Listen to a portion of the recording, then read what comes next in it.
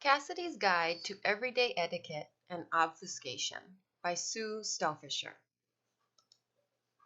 Chapter 1, Unwanted Gifts. Of course, there are worse things than being a girl. Instead of kissing me goodnight, Mom was still trying to make her point. Name one. Well, she smoothed my hair, the hair that just so happened to be sticking to my face because I'd been crying. Not baby tears. No fair life stinks go jump off a bridge tears. And all because stupid great-grandma Reed had died. You could have been born the Hunchback of Notre Dame, Mom said. I pushed my face further into the pillow. He didn't have to go to school. He lived with bats. How do you expect me to understand what you're saying when your mouth is in that pillow? Should I draw some letters on your back? Now she was trying to distract me. I lifted my head up. Not unless you spell N-O. For heaven's sake, Cassidy, you can't say no. It's only a 5-week course, and it was her dying wish. I rolled over and covered my mouth, faking a big yawn. I'm tired. Nice try, Mom said. You never cover your mouth when you yawn. I bet that's one of the lessons. Will you turn out the light, please? Mom tried to put her hand underneath me to reach my back. Not that one. Only Dad can turn that one off. When he was home, Dad always stopped in before he went to bed to see if I was having trouble falling asleep. Then he'd rub my back a little between my shoulder blades before flipping off the switch. But tonight he was at a sales conference, learning all about vitamins. Dad manages the biggest grocery store in the Great Lakes grocery chain. After the news Mom delivered at dinner, I was pretty sure I'd lie awake even if he was home to turn off the light. Don't be so drastic, Cassidy. Try to think of it as an opportunity. Your sister is. But it is an opportunity for Magda. She's going to forensic camp at Greer College. Well, try to be more positive then. It was my great-grandmother's dying wish. My only answer was to squeeze my eyes shut and keep them that way until I heard the door close. There was one person who would certainly understand the unfolding tragedy that began yesterday, otherwise known as May 22nd, when the box containing Great-Grandma Reed's will was dropped on our front porch. I'd been waiting for my copy of Rolling Through Life, Hobos in America, which Mom had let me order for 1 cent plus $3.99 shipping, so I saw the box straight away. My excitement and anticipation quickly turned to horror after breakfast when Mom read us what was in the will. Only Jack would understand. Jack, my fellow knight of the road, my comrade in arms, my best friend since kindergarten, when we learned that heavier objects travel faster and he could steer the sled and I could use my legs as a brake, which I hardly ever did, but was sometimes required to avoid a collision with the school dumpster. Jack had been gone all day at his grandma Mimi's. After Mom left, I crawled to the end of my bed to my stack of old-timey suitcases. Yanking open the top one, I sorted through my best junk for my slingshot. Mostly I put tinfoil golf balls in it and shoot them at the crane mobile my sister Magda made for me the year Mom forced us to exchange homemade Christmas presents. No slingshot. But I did find a sugar candy skull left over from Halloween and made a mental note in case Mom decided to torture us with another broccoli and mushroom casserole. Next, I mined for my slingshot in the Lego tub next to my bed, kicking around in my favorite clothes pile, Detroit Tigers hoodie, patched Levi's, red flannel underwear that doubled for pajamas, and finally found it in the hollowed-out stump Dad let me cart to my room to use as a stool. Now all I needed was my metal lunchbox full of skipping stones, which I kept at arm's reach under my bed in the event that I woke up and surprised an intruder. Opening the window and propping it with the book I'd also inherited from Great-Grandma Reed, I loaded the slingshot and let one fly. As soon as Jack pulled back the curtain, I shone my flashlight. ... dash, dash, dash, ... SOS. Only to be used in cases of extreme emergency. Shivering, I zipped my hoodie over my pajamas. Even in May, it was still cold after the sun went down, and I wanted to watch Jack's progress. It took him a minute to get his gear, but soon enough he was lowering himself from his bedroom window with a rope tied to the grappling hook the Taylors kept in their bathroom as part of their emergency fire escape plan. Then he tossed the hook onto our oak tree, hauled himself up until he was over our sun porch, and dropped down onto the roof as easily as a cat. From there, all he had to do was grab the drain pipe and pull himself up to my window ledge. I once heard my dad tell my mom he'd anchored that drain pipe to the side of the house with industrial screws so Jack didn't kill himself. Of course I don't like I excuse me, of course I don't like that he does it, he told her, but I can't stay awake all night to prevent it. Impressive, huh? Panting, Jack kissed the grappling hook and held it up like it was a trophy. Maybe. I wasn't in the mood to be impressed. I jumped back onto my bed. How do you feel about running away? Bad timing. Dad's helping me make the harness I need to practice falling out of buildings. Jack's goal in life is to be a stuntman for the movies. His fallback, escape artist. If there's a fear gene, he got shorted, and he has the broken bones to prove it. What's up, Cass? When I saw the SOS, I figured Great-Grandma Reed died. Oh, sorry. Well, I'm not. She had chin hair and she snored. Jack put his hand over my mouth. Quiet down, will you? I don't want to get caught again. Wasn't she the one you visited last summer? You disconnected her oxygen tube or something? I was trying to wheel her outside to show her the squirrel tail I'd found. It still had some blood on it. Hard to appreciate squirrel tails if you can't breathe. Pulling my arms until they stuck straight out in front of me, Jack used them as guides to rewrap his rope. Why he needed to do this when he was just going to use the rope again on the trip home, I didn't understand. Jack is picky about his tools. I held still, my arms exactly 12 inches apart. Besides, it was only for a few seconds. I thought you said she turned blue. A minute tops. You're not helping, Jack. He finished wrapping and set the loop of rope on the floor with the grappling hook in the middle. You probably shouldn't talk trash about her either, seeing she's dead. It's bad for your karma. Jack's mom, Janai, that's Janai, is a yoga instructor. She was always reminding us about karma. So that's what the SOS was for? Great Grandma Reed? Yes. No. I mean, I didn't want her to die, but she was headed in that direction. Even she said so. It's what I inherited.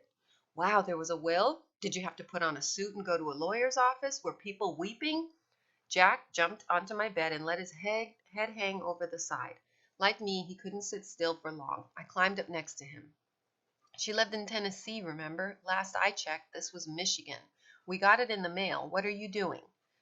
Got to practice hanging upside down, keeping my wits about me when my head is full of blood. Can I see the will? Does it have a bunch of official stamps on it? Did she have loads of money under her mattress? I had to lean way out to look him in the eye. I wanted to see his expression when I told him. Check out what's propping open the window. Jack followed my gaze. The dictionary? Sort of. Dictionary of politeness, maybe? Sorry, not following. That book is by a lady named Emily Post. That book and etiquette lessons are what I scored when my rich grandma died, Jack Taylor. A boring book the size of a lunchbox and 10 sessions with some stuffy lady in a hat and gloves teaching me what fork to use. 10 weeks of summer school? No, geez, 5 weeks is bad enough. It's every Monday and Wednesday from June 14th to July 14th. You're turning red, by the way. How long was that, do you think? 60 seconds?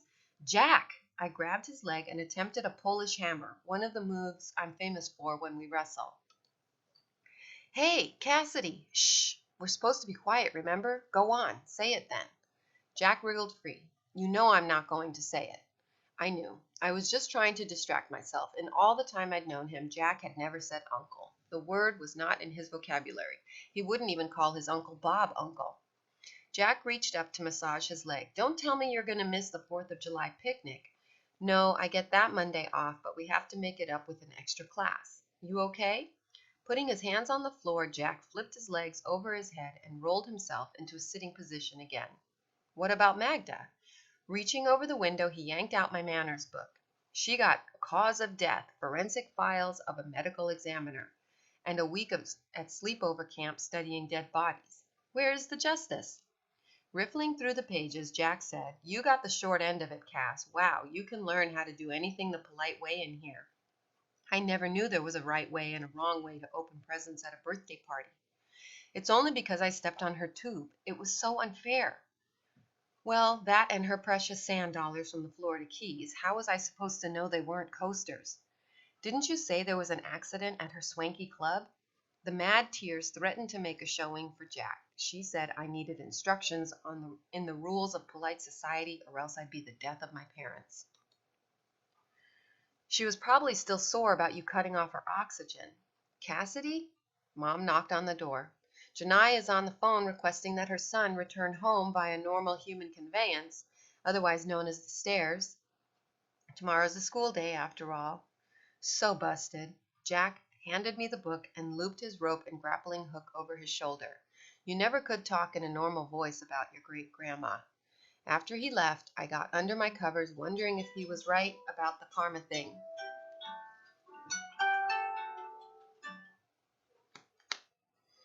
After he left, I got back under my covers wondering if he was right about the karma thing. Was karma what made you a boy or a girl? There were worse things than being born a girl. There had to be. I could be buried in a fish tank full of worms like they did to that lady on Fear Factor, for example. Manners lessons only made sense if my goal was to become a princess or a movie star or something wacko like that. But I think I made it quite clear to my great-grandma that I planned to be a knight of the road. What did hobos need to know about etiquette, or pirates for that matter? My fallback, she remembered Magda wanted to be a scientist. Why couldn't I go to a camp that taught me how to jump off a speeding train without losing any limbs, or to sleep in an alley without getting my shoes stolen? Cass? Now it was my older sister knocking. I covered myself in blankets. I'm hibernating, I said from my burrow. I'm coming in anyway. I felt Magda take a seat on my bed. You're reading this already? I heard the sound of riffling pages. Interesting. If you're divorced, there are rules for who gets to go to the spring concert. And here's how to tell someone you don't want to go to their party after all. Hey, Magda must have remembered she had a sister because she added, you're going to suffocate under there. Good. Then you can stuff me and put me in a dress and send me to my etiquette class. A point of clarity, Cass. Forensic science is not about embalming. It's about the mystery of decomposition. I poked my head out of the covers. Even embalming's better than solving the mystery of how to curtsy. For me, maybe, but not for you. Magda's glasses were so heavy she had to push them up her nose at least 4 times during a normal conversation. Even her new rimless glasses, which Mom swore made her look much less like an egghead, required repositioning. You could never be around dead bodies. You hate the smell of rotting, and you'd freak if you saw a maggot. Magda! What? No one else can hear us. It's a little-known secret that bugs, especially squirmy, scuttly ones, creep me out in a big way. Little known, as in Jack and Magda and, okay, Mom and Dad. My future occupation and all my fallbacks, pirate, mutineer, voodoo doctor, etc., involved bugs, and plenty of them. When I'm a hobo, I'll have to deal with bugs in my bedroll, bugs in my hair, bugs in my soup. I knew I had to get over this problem, but that's what high school is for, isn't it? The hard stuff? Magda kept going with her list. Did I mention larvae, which are by nature squirmy? It is a well-known fact that dead bodies are an ideal host site for... Okay, thanks, Mag. I feel loads better. I fell back on my pillows and started to snore. You're not the only one who has to deal with onerous tasks, Magda said, pushing back on my legs as I tried to inch her off the bed. Mom says I have to introduce myself to our new neighbors. What?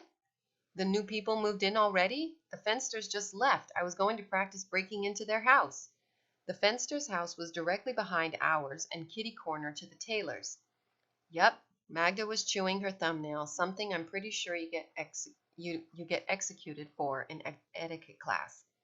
I watched the movers bringing in suitcases this afternoon. It all matches and it's all, don't tell me, pink. Worse, pink plaid. Mom went right over, of course, and interrogated them. They have a daughter my age. Her name is Sabrina. She's flying in on Friday. Sabrina? Yep, she competes in beauty contests. She was Miss Runner-Up Teen Decatur last year.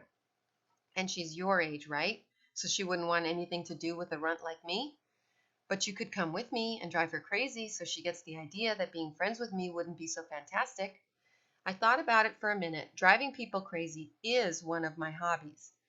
Nope, but I will let you borrow my book. I'm sure there's a whole chapter on meeting the new neighbors. Magda couldn't resist. She turned to the index. Let's see what Emily Post's etiquette has to say. Neighbors, borrowing from neighbors, pets, noise issues. Wait, here it is. New neighbors. She proceeded to read. When strangers move into an established neighborhood, it is courteous and friendly of the residents nearby to call on them. The newcomers wait for present residents to issue the first formal invitation. She slammed the book shut. Ugh, Mom was right. Please come with me, Cassidy. You'd have to know Magda to know why something as simple as introducing herself was such a hardship. Magda is like a big floating head. When she gets into her decomposition zone, she doesn't think about anything else, eating, sleeping, going to the bathroom. According to Mom, she has no interest in what most 15-year-old girls like. Boys, music, boys, dressing up, boys. Mom figures if Magda ever does get interested, she'll get married in her lab coat to a boy version of herself. They won't dare have any babies because they'd forget where they put them on a regular basis. I hope you two are de-escalating, Mom said, pushing her head through the door without knocking first. Why haven't you dimmed the lights, Cassidy? After 8:30, I wasn't supposed to have any bright lights on in my room. Magda stepped on the dimmer switch. Mom, this is private. Just checking in to make sure you haven't let any more boys through your window. It was Jack, Mom. She closed the door and Magda started in on her thumbnail again.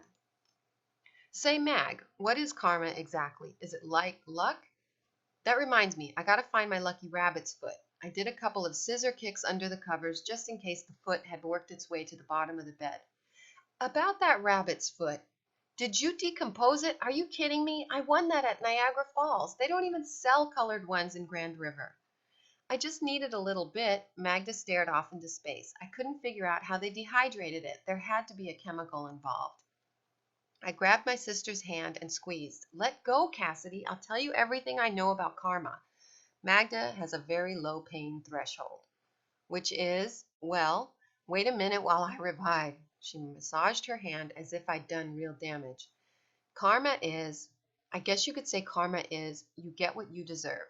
Seriously? Yep. If you do bad things get done to you. And if you do good things, like let your sister have a tiny patch of rabbit fur, then good things get done to you. I fell back on my pillows. That's not karma, Magda. That's blackmail. Well, there you have it. Now I have to go to bed and get my beauty rest. I'll have to sleep all week to get ready to meet Sabrina the Beauty Queen. Anything's got to be better than the Fensters. I don't know. I like them.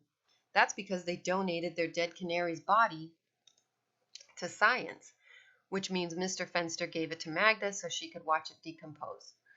The real truth was that the Fensters were ancient and their house smelled like cabbage. I tried a couple of times to train Percy, their yappy little dog, with treats so he would let me jump over the fence to get back all the balls and tin cans that accidentally got into their yard.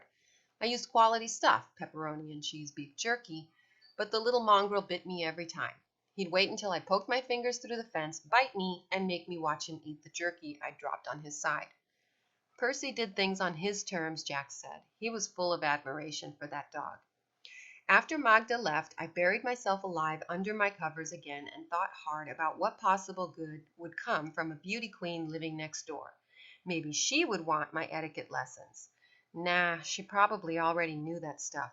Maybe I could skip half the lessons due to an unexplainable and highly contagious disease, and she could tutor me. There were a lot of possibilities to think over. Could one of them be that Magda was right? No, I decided. Anything had to be better than Mr. Fenster with his smelly cigars and his hairy shoulders, leaning over the fence giving me advice about how to fix my rollerblades. Mr. Fenster had sided with Magda. Just remember, Cassidy, he'd said when he informed me that he and Mrs. Fenster were moving to Sunny Point Senior Center. There are worse things than living behind a couple of old farts. End of chapter 1.